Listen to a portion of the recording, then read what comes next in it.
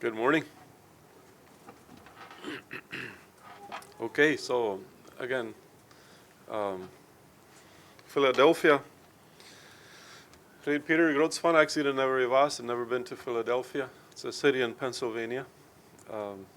I am guessing it's huge, large, big.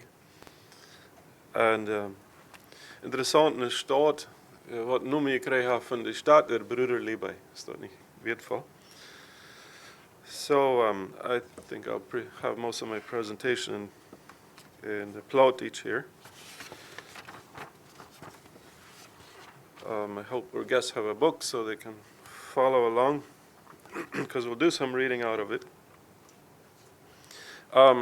So zum Anfang Jan had me, wat we denken aan dat de Anabaptist, de Mennonieten zijn naar de States gekomen. Nog zo'n wondervolle land is dat, zoals dat schijnt dat te zijn, en dat we ook, bloß niet alles wie ze fijn. Dan we gleich unter den, het 5. Mose 6, some vers te lezen die er aangegeven zijn. En dort denk ik wat God zien wordt voor het volk Israël. En wanneer ze worden naar Kanaan trekken, dat land van melk en honing, niet zo. So hier in 5. Mose 6, ik wil hier 4 vers pikken, dat engste wat een beetje een highlight zijn voor mij. Gott sagt dort, dies sind aber die Gesetze und Gebote und Rechte, die der Herr euer Gott geboten hat, dass ihr sie lernen und tun sollt in dem Lande, dahin ihr zieht, es einzunehmen. Und mit so mitdenken, was Jana Lee dort in Deutschland, Holland, wo immer sie sind, Switzerland gewesen, Verse gehört, um sein Land zu tragen. Wo es scheint special und so scheint zu sein. Dass du den Herrn, deinem Gott, fürchtest und haltest alle seine Rechte und Gebote, die ich dir gebiete, du und deine Kinder und deine Kindeskinder, alle eure Lebtage, auf dass ihr lange lebet. Und dann die 10. Vers, wenn dich nun der Herr, dein Gott, in das Land bringen wird, das deinen Vätern Abraham, Isaac und Jakob geschworen hat, dir zu geben große und feine Städte, die du nicht gebaut hast. Tja, wir denken an Philadelphia, vielleicht nicht so. Eine große Stadt, was Gott uns gegeben hat. Dann der 2. Vers, hüte dich, dass du nicht des Herrn vergessest, der dich aus Ägyptenland, aus dem Diensthause geführt hat. Verjährt dem Herrn nicht, wenn du das zu scheinen hast mit all die großen Städten. Und dann der 19. Vers, dass verjage alle deine Feinde vor dir, wie der Herr geredet hat. Wat van verspreken heeft God niet dat hij wat de waarheid maken verend van deze woorden aan houden. We denken aan deze verschillende themes waar we vandaan denken. In this lesson, major issues, we entweder freedom of religion, wat aan te zeggen hoog liggen dat. Wat ze schijnen dort in Amerika tjenen te hebben. And next is relating to other church groups, waar ze ook goed met te schaffen hadden. Wen zes we wel ook handreiken and the benefits enjoy. Honoring civil authorities in times of political upheaval. Werden sehr besonders denken, wat daar passiert deed. And faithfulness in the face of social scorn.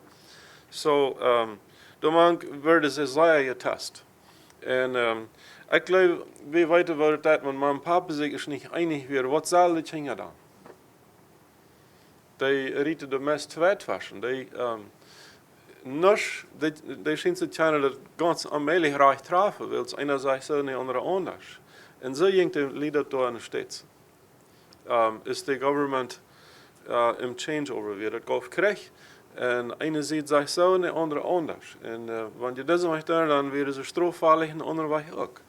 Und dann nach gewesen, was sagt Gott machen und so weiter, was difficult. Und dann lese ich Psalm 15.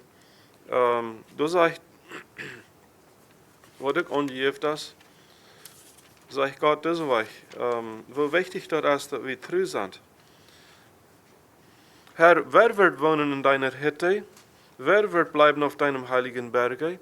Wer wird gerne in der stets peaceful wohnen? Können wir vielleicht hierbei sein?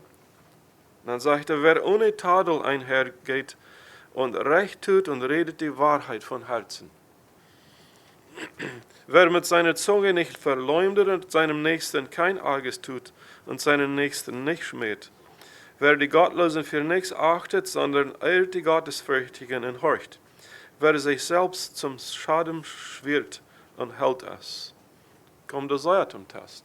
Versprechnissen, was sie gemacht haben, wo wir die houden, oder wo wir nicht. Ich glaube, dass jeder Buch gelesen hat, weet wat het jenk. So, we all got in Klimat in general overview van this lesson dan, en wat we nog eens te lezen dabei. So, nearly 200 years Anabaptists were treated as a problem to be eliminated of or severe restrictions in Europe. So dat we mes voor 200 jaar hadden Anabaptists in Europa nu al wir ein ongecheckt worden als een troublemakers, wat ze wel uit de steek schaffen, oder ze deden een zeer thuis hadden door. Ik lees, jeder wat je leest, je weet dat wenn ich zu der Kirche, die katholische Kirche hier, die können nicht sich abrechtig befreien, gesagt noch. En dan van het families gaf, de ouderen weer niet legally een marriage certificate hadden gekregen bij de government. Dan werden ze ook niet legal bij de government en zijn mensen kunnen niet loon chepen. En dan weer de tweede en derde generation plus zijn als nobodies, niet zo? Ween ze van zijn mensen weer. William Penn's offer was like that of a promised land, but soon fresh challenges came up. So William Penn, weet je, het boek heb je een Anabaptist uit een rijke familie in Engeland. En die rijke familie had een deel te krijgen van de koningsfamilie, van de king. En zo ze kregen uit het land in de States heeft. Tot die tijd Engeland de States. En daar hebben we ze op eenmaal een beetje land ewig. En Anabaptist man zijn heen gevallen. Groot beetje land. En dat werd available gemaakt. So, it meant respecting other groups who also sought religious freedoms, as ik heel van reed. Andere groepen trok ook doorgaan, niet plus Mennonieten. Wat ook willen Moldala in vrijheid leven in Europa trouble hadden. Quakers and Lutherans were somewhat similar to the Mennonieten.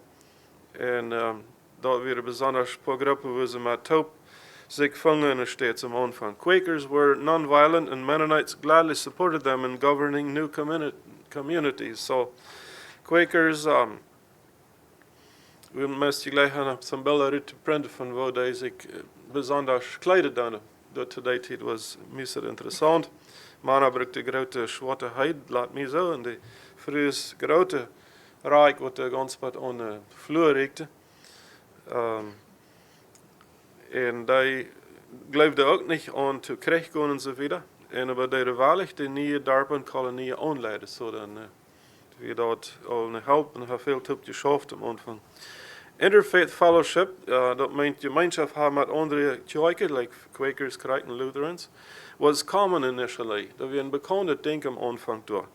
Aber Luther gaf het troubles te maken, especially when some promoted ecstatic experiences and doctrines. Ik kan vielleicht zeggen, een beetje in de charismatic soort en zo wat is dat. Wat is een beetje hoe ervaring en zo weer, hoe geven we dat in vreemde leren dan. Hadden ze daar al bald am Anfang met te schaffen. En dan deel zich dat. Mennonites and others established groups were often accused of being spiritually dead. Heeft zich dat vreemd? Mennonieten en andere kerkgroepen wat al voor langere tijd hadden geraand, vielleicht een beetje grotere groepen werden beschuldigd voordat ze juistelijk dood werden. Biggest challenge was the Revolutionary War. Grootste trouble weer de krijg is dat volk aanbelangt zich geen Engeland zaten deed en willen zijn om al independence te krijgen, wat eventueel ook deden. Maar dat weer die jaren wordt veel bloed vergoed en wordt eindje pressure to krijgen te gaan en zo verder. Not only residence to bearing arms, but commitment to government. And not only resistance to bearing arms, but commitment to government weer some dingen wat er really tough weer veranderd. Wat hebben we versproken, wat wil God van ons en zo verder. Wonen government zal horen. Nu dat ongeval wat hier fresh ontvangt te regeren, oder die dort een jaar kan uit wat ze am Anfang hadden versproken, terug te zijn wat dan wird. The British. Again, seen as societal trouble, they chose to suffer instead of compromising their convictions. En nu waren ongecheckt als de troublemakers im Land.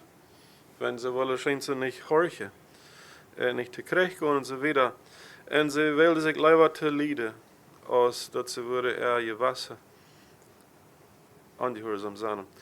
Some chose to migrate, and dat moet je naar Ontario, Canada. Als het andere dat ze hoog weer. The initial openness resulted in many young people drifting and marrying into other groups. Boven zei ik dat am Anfang hadden de Mennonieten nog ziemlich met Quakers en Lutherans top gefellowshipped en ze shared datzelfde Kirchengebied kan ik zeggen, wo ze top kwamen am Sonntag en dem enige dingen. En daarom moet they top travelen manchmal. En andere dingen hadden ze veel in common. De Mennonites deden zeggen, ik heb wohl een beetje voor het hier ha. De Quakers nan willen in een comiteis. Dat they deden dat wel echt de job en zo verder. I'm sure Philadelphia some aanvang zei worden van Quakers en de Mennonieten die supported in zij. En ze zeiden, mensen kunnen de banen hebben. So.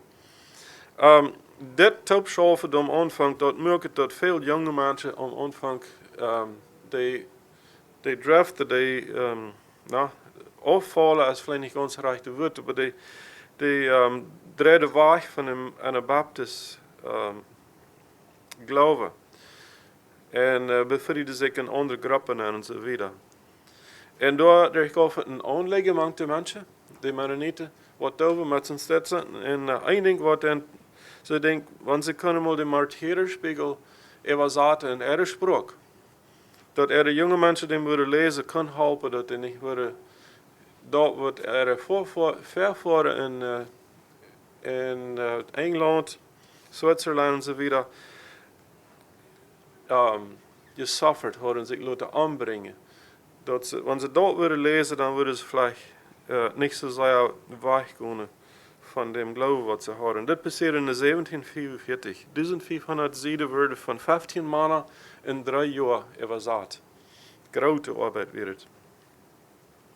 Dan is de Krieg gekomen, die mensen daar vertremmerd werden, dan hadden ze eindeloos 300 copies van de Martyrerspiegel, dat meint 300 Martyrerspiegels, van een dikke beker weer dat, ja.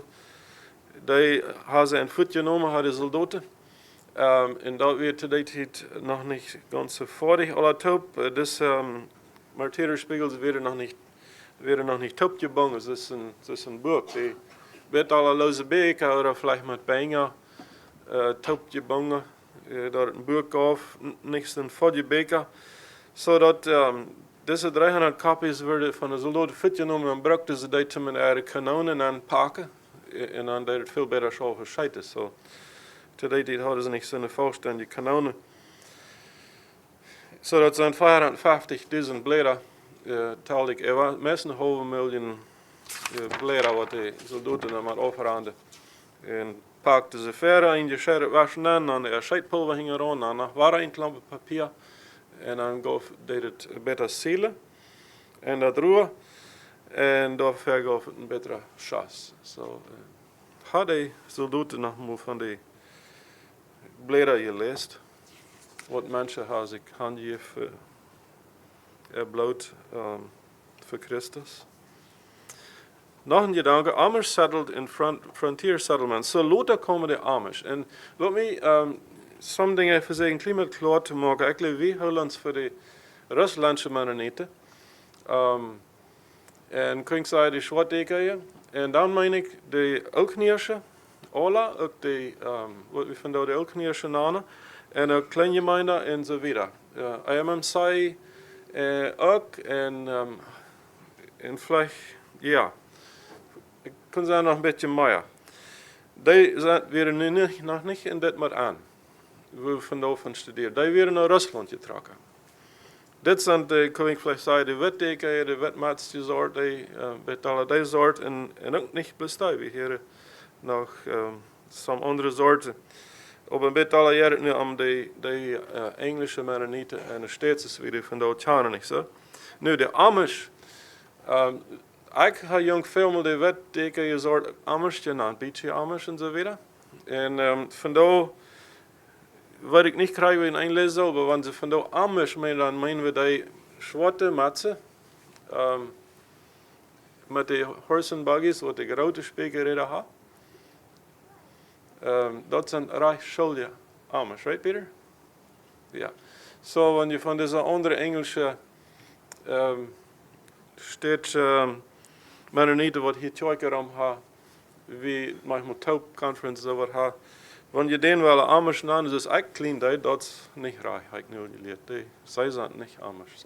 Dat zijn die horse and buggy people. Die komen Luther, maar ook niet naar Rusland. Die komen met deze Taub, maar weet Luther nog steeds.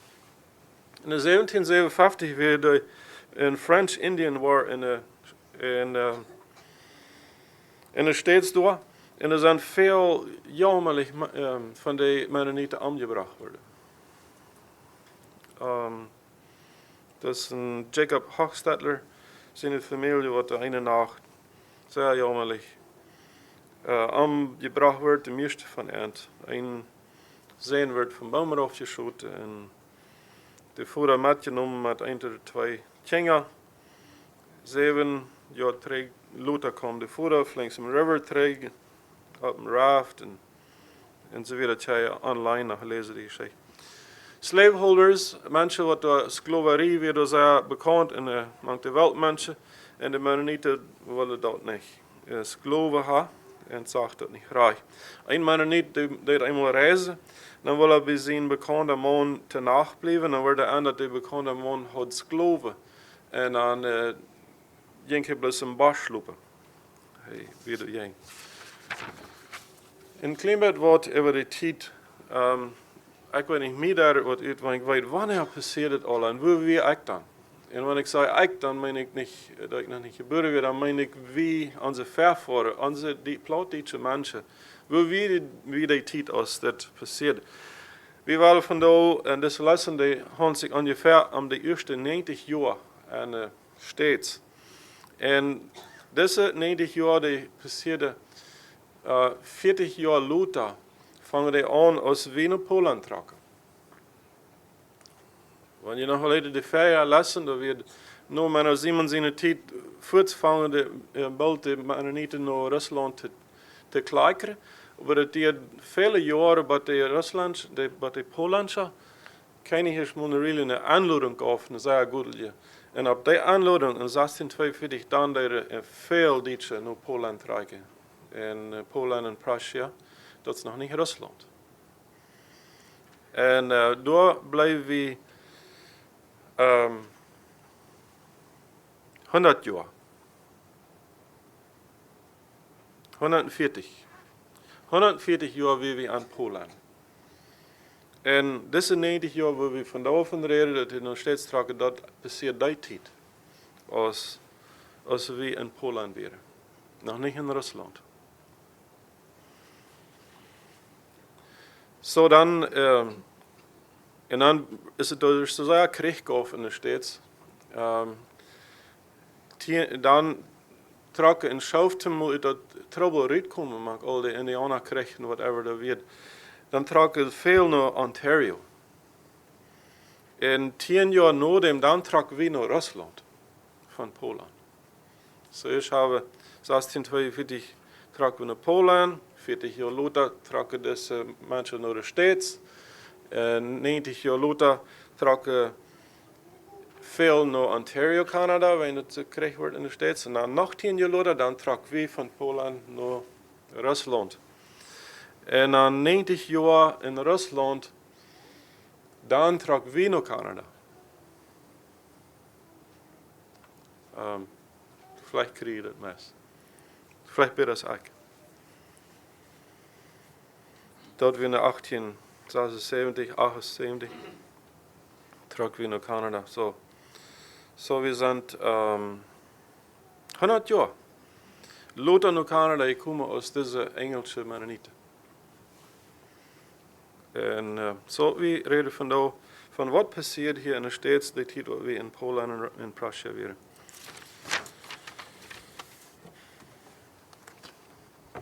We hebben een klein beetje wat lezen, alle top, in het boek hier.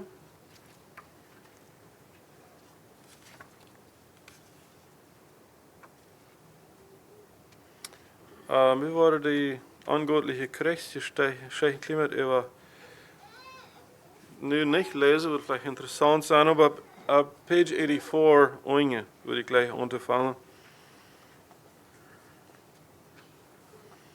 Ja, ik word im eerste paragraaf lezen, dan kan irgendwer wieder. En we worden aanvangen bij the most painful and lasting consequence.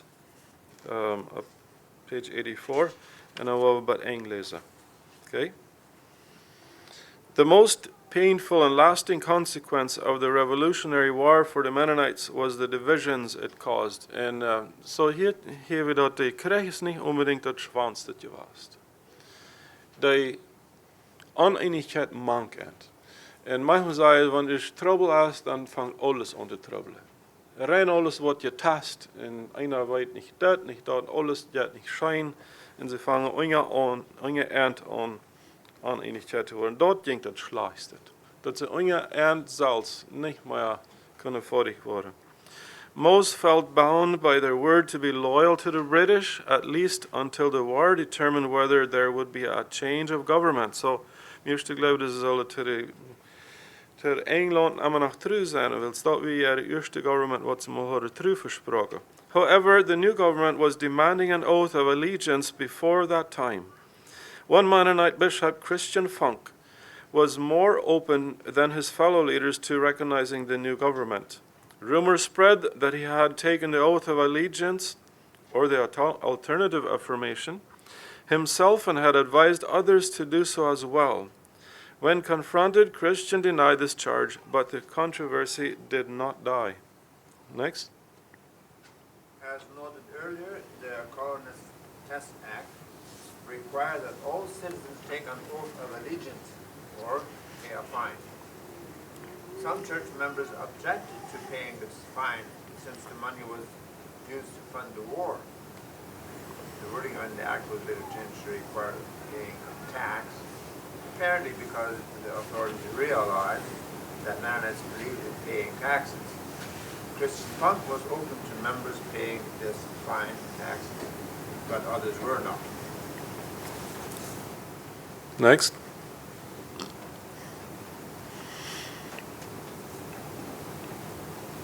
There is a particular charm between Bishop Christian and Minister Jacob Oberholzer. Eventually, other church leaders gathered around Jacob and against Christian, and Christian was silenced. This move did not sit well with his extended family, including his brother Henry Funk, who was also a church leader, and the Funkites began meeting separately. The general refusal to take oath as well as to pay the tax continued to force the Mennonites as traders into the new country. When the Second Test Act gave even more power to exact consequences from those who did not comply, local officials seemed eager to exact personal revenge even above the legal consequences. It seemed unfair to them that their sons were being killed while the Mennonites were not only let off with paying a tax, or worse, refusing to pay, but also being allowed to farm and even prosper at home. Eventually, however, partially through appeals to higher officials, the beatings, confiscations of property, and harsh fines were softened.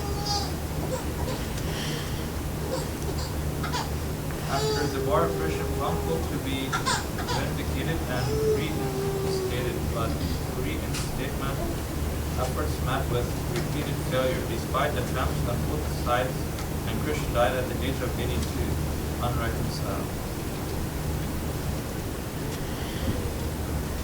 While we look back with sadness on this unrest and division in troublesome times, the things Anabaptists experience in this era remind us how easily believers are misunderstood when their allegiance to Jesus means they will not align with any political party. The Anabaptist story through the centuries abounds with examples of the false accusations, scorn, and abuse this can bring. The troubles of this era likewise show the need for church leaders to be moderate and stabilizing examples in times of cultural and political upheaval. Any thoughts? Open for discussion. The troubles show the need for church leaders to be moderate and stabilizing examples in times of COVID. In times of COVID, I had thought about that too.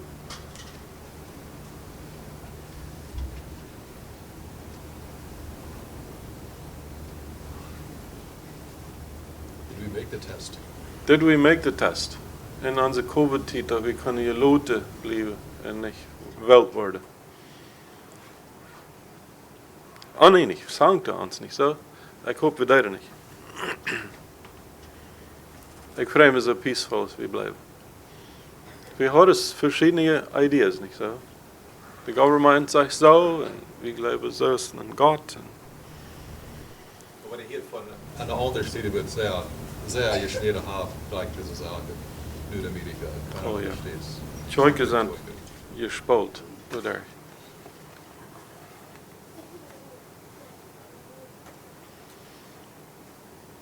Andere gedanken?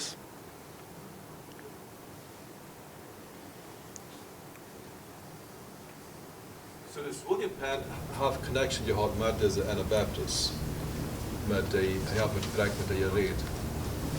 En dat is, daar hebben we de state Pennsylvania, ja, komt van William Penn her. Het is interessant, wat het nooit gestudeerd wordt als connection je was. Hij heeft dan zeer hoog gereed van de Mennoniten voor zijn iets in Canada. Hij is als een Quaker, ja? Ja. Een rijke familie in Engeland.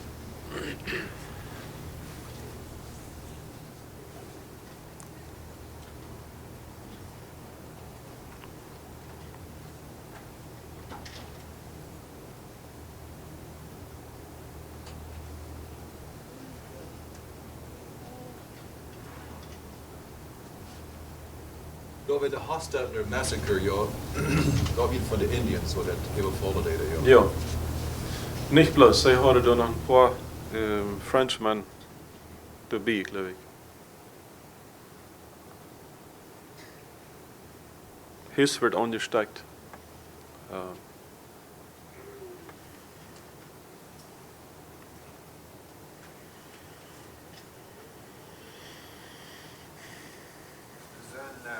Boston Tea Party. Boston weer dan ondersteunt om meer over de schip te komen van Jan Ziet, van Europe. En hoe weer het?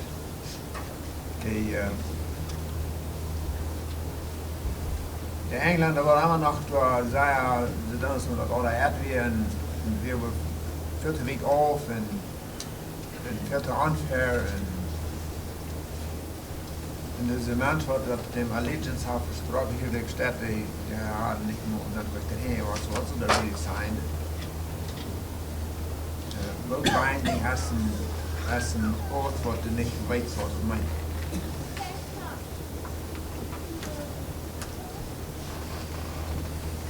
We're binding us an oath that you don't know what you're signing for. So they sign on it and right, but does it gets to the higher sign not have that sign or what say sign on. And of course, we reden van begat, nicht so? Weil check Gott an. Wenn du nicht bist dahin gekommen, was die unterschrieben hat. Geschrieben, was du kriegst können.